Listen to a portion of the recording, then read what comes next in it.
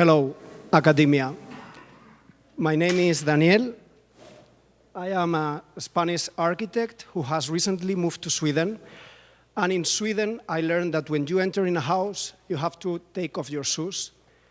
And when I started teaching in Sweden, my students also take off their shoes. So for me, it's nice because I feel like we are at home in the studio, and I feel at home when I am in another place.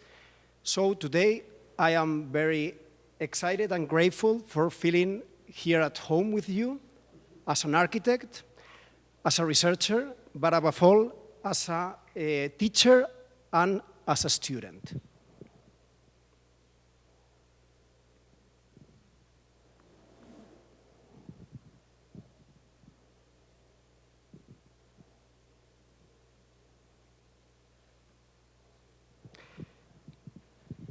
Rock and roll in the Arctic is a story of life. It is the story of a postdoctoral research fellowship in Luleå Tekniska Universitet, where I moved 1 year ago. That part of the world, the edge of the world. It is also the story of 72nd settlements scattered all over the Barents region in the European Arctic and also the Russian Arctic. And for me, while arriving there, while moving to Luleå, it was very important to understand why all these settlements were placed there and what were the connections between them. So actually my work during this year has been trying to build constellations, trying to connect every settlement with the other and build different narratives.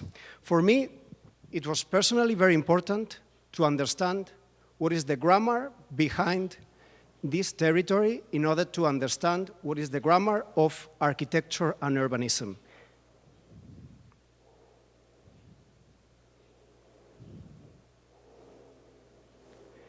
So basically, one of the first things that I discovered was that this territory was organized according several rules, and one of the main rules was this one, meaning the major mineral deposits in the area. According to this, a few constellations are starting to arise. One of them is the railways and gulag camps in the USSR. Oh my God.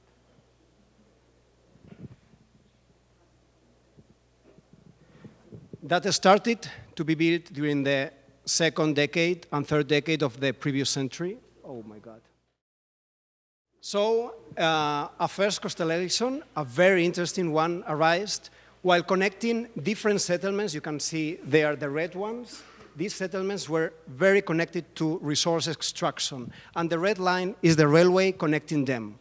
And the other settlements, marked in black, those were settlements where the prisoners of the gulag were taken in order to build that infrastructure. So this is a very particular system of industrialization by means of human slavery. The other constellation that I found is in the northern part of Finland. It is connected, in this case, it has two threads. The red thread is the railway line that gets from southern Finland to Kemi, and then it crosses on the diagonal line the river Kemi, and the other settlements are placed on top of the river Kemi itself. And the main purpose of them was to extract energy from the river Kemi, and they were placed there in order to build hydropower stations. This is a drawing of the area drawn by Alvar Aalto, who did the plan for the city of Rovaniemi, and he conceived this idea of constellation where all the different settlements could be considered in one single urbanizing plan.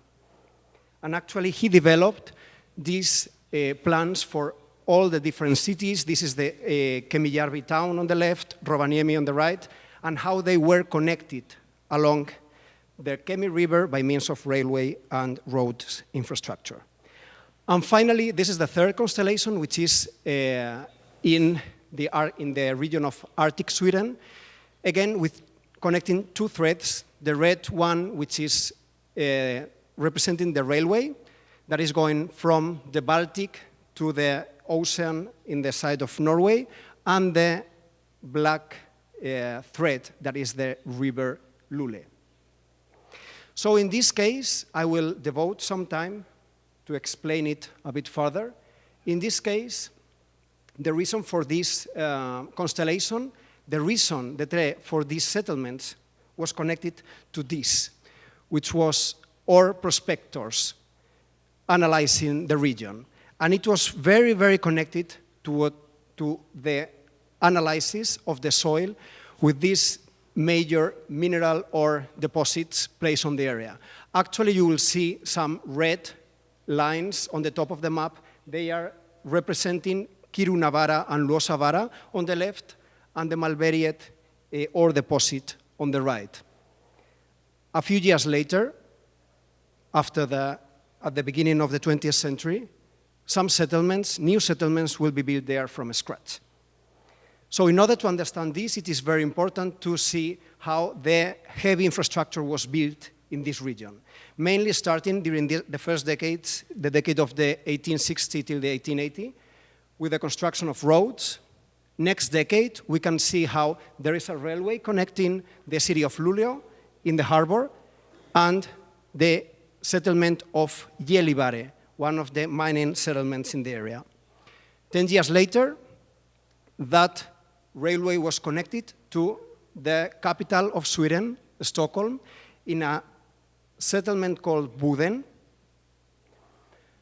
Then this railway managed to connect the line with Gällivare, Kiruna, reaching Narvik in Norway.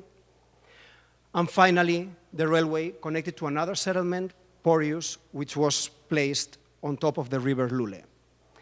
So this is how the railway looked like when it was built. This is how it had to be maintained.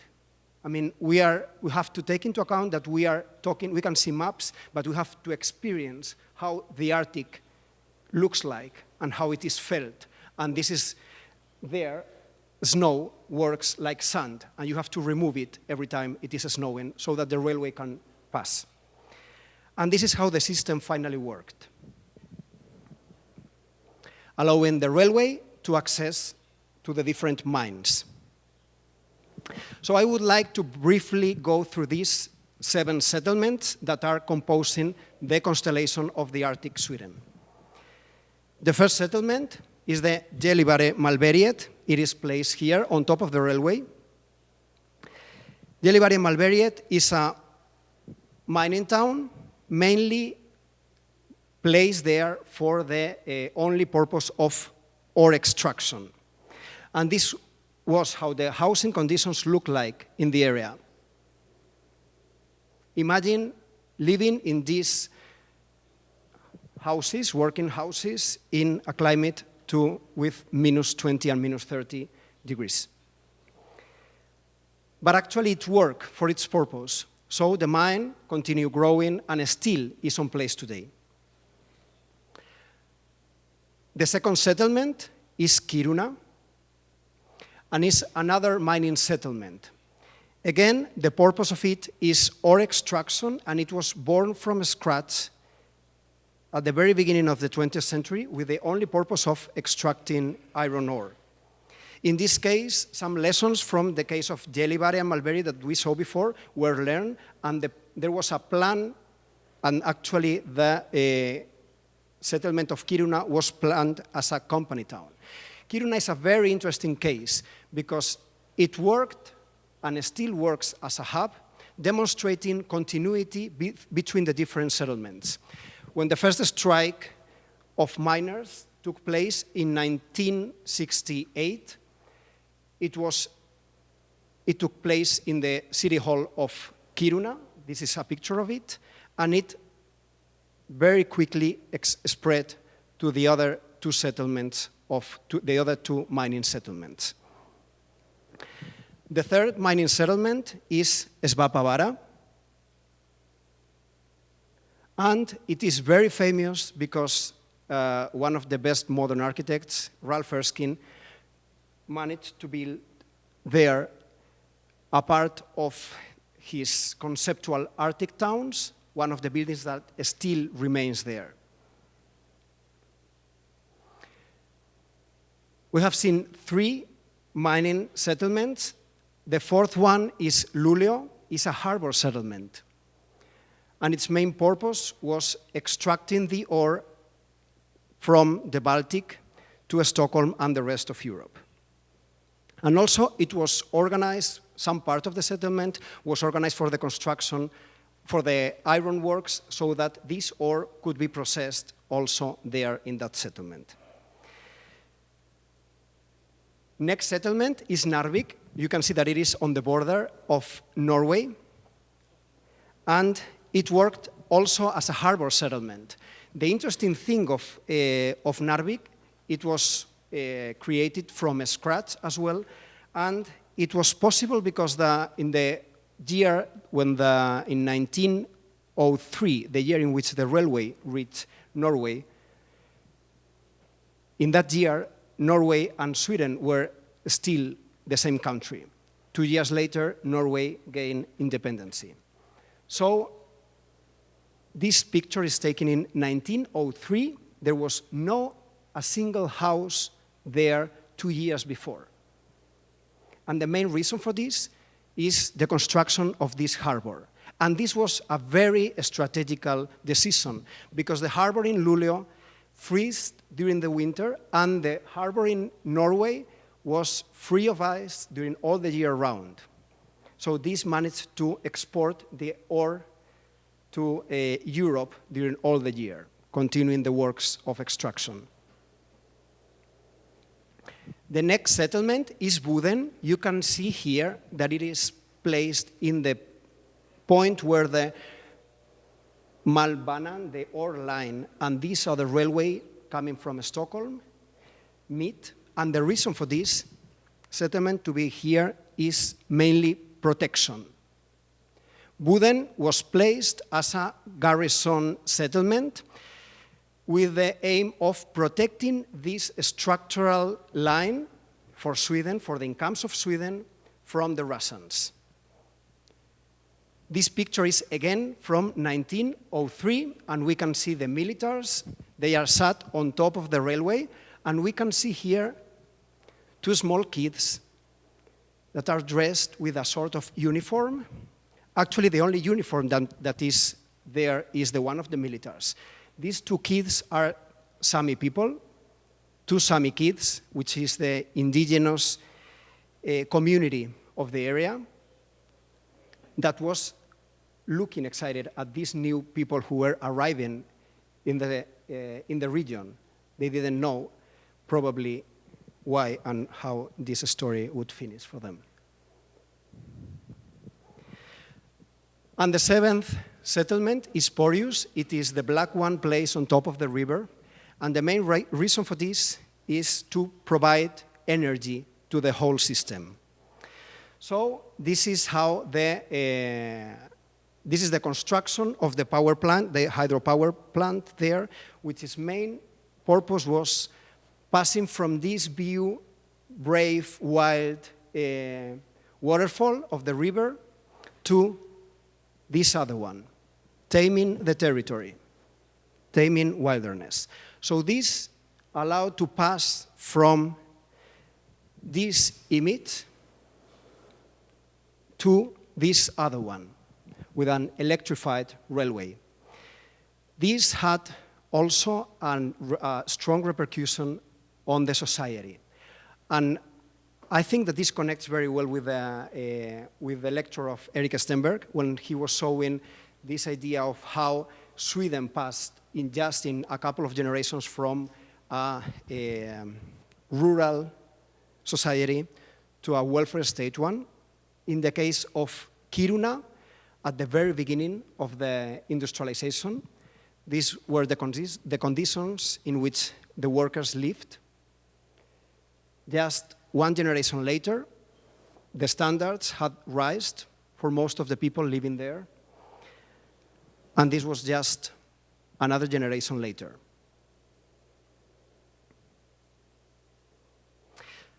So this drawing is from Ralph Erskine. It's one of his drawings for the Arctic towns that he conceived in relation with this area, this region of the world. And it's very nice because it is depicting all, in just one single drawing, it is depicting all these functions that are relating and are articulating the region. On the one hand, the settlement with the mining community. On the other hand, the reindeers, which were herded by the Sami people, the indigenous people. We can see the electric lines on the right. We can see the mine here. And we can see the transportation lines here as well.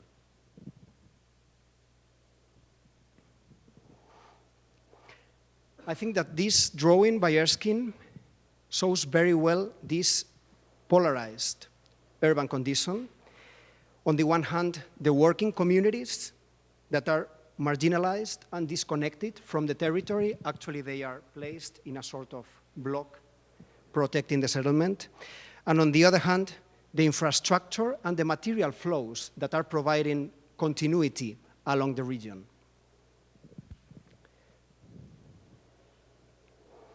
In this idea of connecting the dots that I had at the very beginning, I found this